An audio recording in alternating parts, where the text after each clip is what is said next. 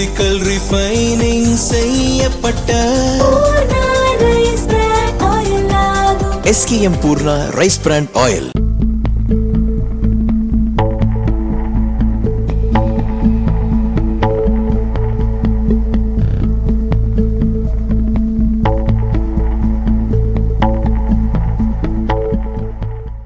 மேற்கு வங்க சட்டசபை தேர்தலில் முதல் முறையாக பாஜக வெற்றி பெற்றது.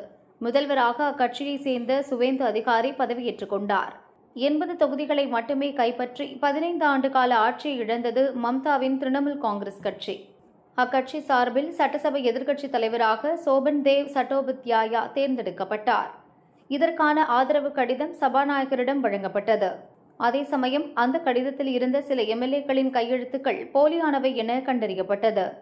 இதையடுத்து இந்த விவகாரம் குறித்து விசாரிக்க CID போலீசுக்கு உத்தரவிடப்பட்டது. மறுபுறம் திரிணாமுல் காங்கிரஸ் கட்சிக்குள் உட்கட்சி பூசல் வெடித்தது. கட்சிக்குள் பேசி தீர்த்து கொள்ள வேண்டிய பிரச்சினையை சபாநாயகர் வரை கொண்டு சென்றதாக கூறி அதிருப்தி MLA ரிதபிரதா பானர்ஜி உள்ளிட்டோர் திரிணாமுல் காங்கிரஸில் இருந்து நீக்கப்பட்டனர். இதையடுத்து ரிதபிரதா பானர்ஜி தலைமையில் அணிவகுத்த 60 MLAக்கள் அவரை எதிர்க்கட்சித் தலைவராக தேர்ந்தெடுத்தனர். அதற்கான தீர்மானத்தையும் ஆதரவு கடிதத்தையும் சபாநாயகரிடம் வழங்கினர். அதன் அடிப்படையில் மேற்கு வங்க சட்டசபை எதிர்க்கட்சித் தலைவராக ரிதபிரதா பானர்ஜி நியமிக்கப்பட்டார். மேலும் திரிணாமுல் காங்கிரஸ் கட்சியின் லோக்சபா MPக்கள் 28 பேரில் 20 பேர் தேசியவாத இந்திய குடிமக்கள் கட்சியில் இணைந்தனர். இதனால் திரிணாமுல் கட்சிக்குள் உட்கட்சி பூசல் உச்சகட்டத்தை எட்டியது. இப்போது மம்தாவின் மருமகனும் கட்சியின் பொதுச் செயலருமான அபிஷேக் பானர்ஜிக்கு எதிராக MPக்கள் MLAக்கள் கட்சி நிர்வாகிகள் போர்க்கொடி தூக்கியுள்ளனர்.